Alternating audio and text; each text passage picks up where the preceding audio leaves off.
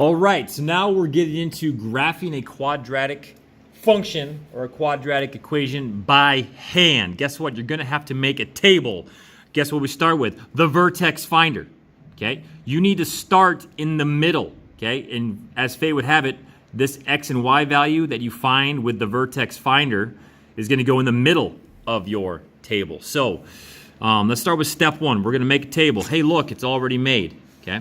Now we're going to graph this guy right here. We're going to go y equals x squared minus 6 plus 4. One thing you can do on the side is maybe identify the a, b, and c values. That might make your life a little bit easier, and that's a skill we don't always talk about. Plain x squared is a 1, the b value is a negative 6, and the c value is a 4. We'll show you where that c value comes into play here in just 1 second. Okay, so I'm going to make myself a table.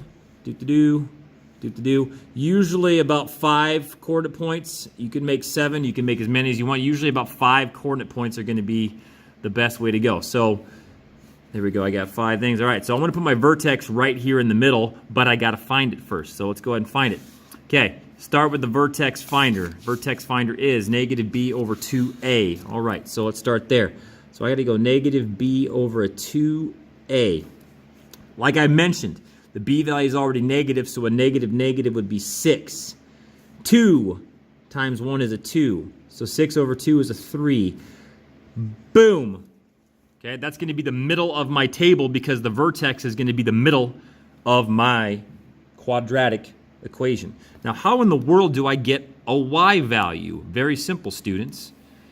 I go x squared plus 6x, minus a 6x plus a 4, and I'll get a y value. So your best friend, besides the vertex finder, is going to be one of these guys. Okay, so here we go. Bracket 3, close the bracket, square it, minus 6. Plug the 3 in a second time. That's where a lot of people are going to mess up. There's 2 x values. What do I plug in? Well, plug in the same number. Okay, keep it simple, friends. Negative 5. Okay. There we go. There's my vertex. So I'm going to go ahead and plot that dude. Now, I could fill out the whole table and then plot it, but we can just do one skill at a time here. Okay? That's no big deal with me. Okay? 3, negative 5. So 1, 2, 3.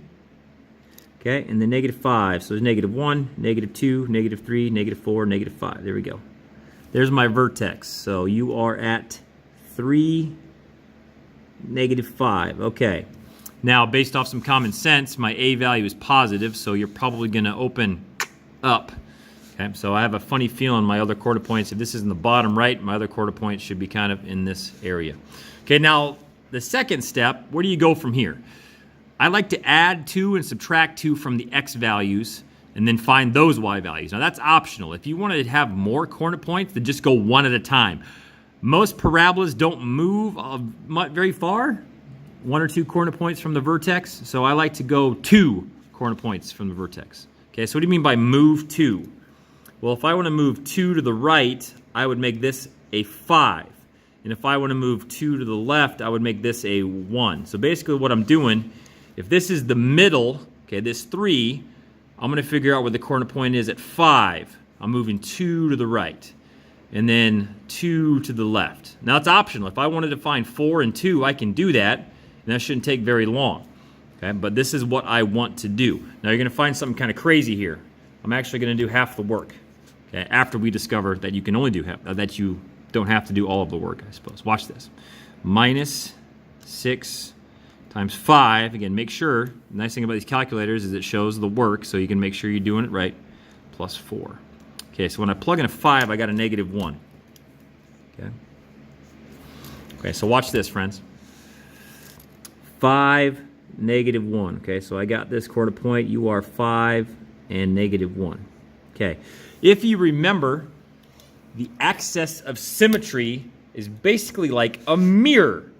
Things on the left are going to be equal to the things on the right. Let me get a different pen here. Let's go purple. Let's make my axis of symmetry purple. I don't need a ruler. So you're the middle, right here. Taking my time, make it look nice. Okay, that purple line is kind of like a mirror. The left side of it and the right side of it are going to be equal. So I'm going to kind of cheat a little bit here. Watch this. Okay, watch this distance. 1, 2, 3, 4. Make a note of that. 1, 2, 3, 4. I want to be very bold. I'm going to put a dot right there. Now watch what happens. Let's go to the table. Let's plug it in 1. Squared minus 6 times a 1 plus 4. Look at that. Beautiful. A negative 1. There's symmetry, friends. The reason you put this in the middle and the reason you haven't access to symmetry is you could actually find the other coordinate points using symmetry. Okay, it's a beautiful thing. 1, negative 1. Okay, it's quite pretty. Okay, everything on the left is going to be symmetric to everything on the right. So once you find, basically what you could do, honestly, you could start here and just do everything to the right and then copy and paste to the left. Okay, so I did right to left. Let's go left to right. Let's go back one more coordinate point. Uh-oh, spoiler. Okay, I'll do this on the calculator. I'm gonna see if you could spot this pretty quick, but there's a shortcut. If you plug in a 0, there's a very easy way to find what this value is gonna be just by looking at this. Okay, let's try it really quick. Okay, and hopefully you never forget this. 0 squared, nothing. Minus 6 times 0 is nothing, plus 4. Oh, weird, a plus 4. Students, what do you plug in a 0? You're always going to get this guy, okay?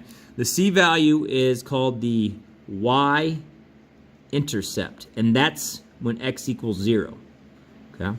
So when you plug in a 0, okay, you're always going to get that y-intercept. So that's one thing you could always graph right away. Okay, the more and more you do these, I probably could have started with graphing 0 and 4, okay? Now I don't even need to do the table. Okay, I don't even need to do the equation anymore. I'm good to go. Watch this. I'm going to count. Here's 1, here's 2, here's 3. 1, 2, 3. 1, 2, 3.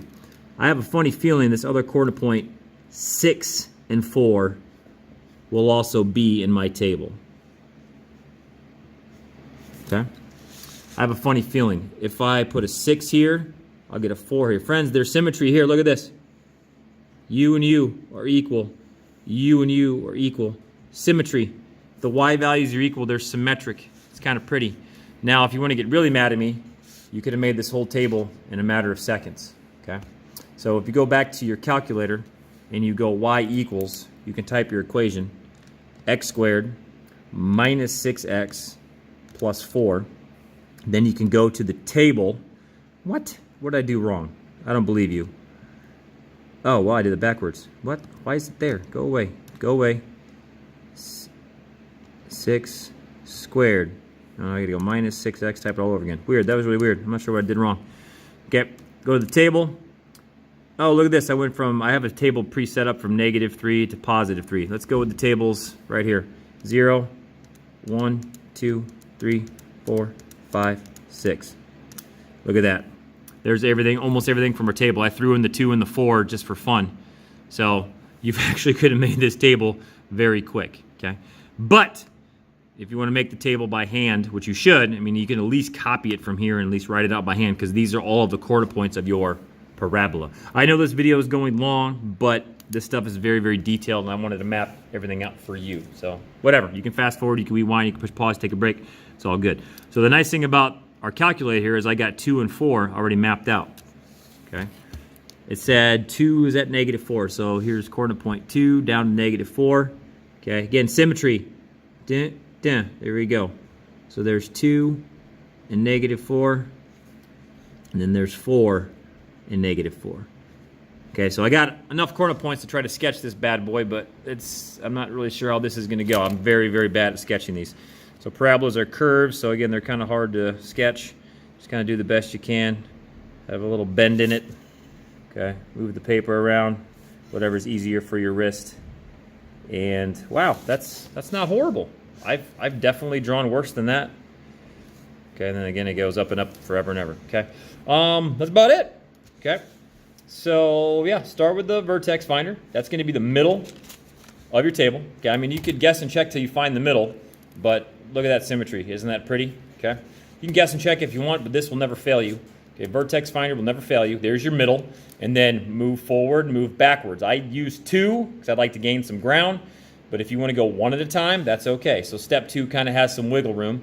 Step 3 is just an extension of step 2. Just keep your table. Keep going until you have enough values that actually gives you a picture, and then you're good to go.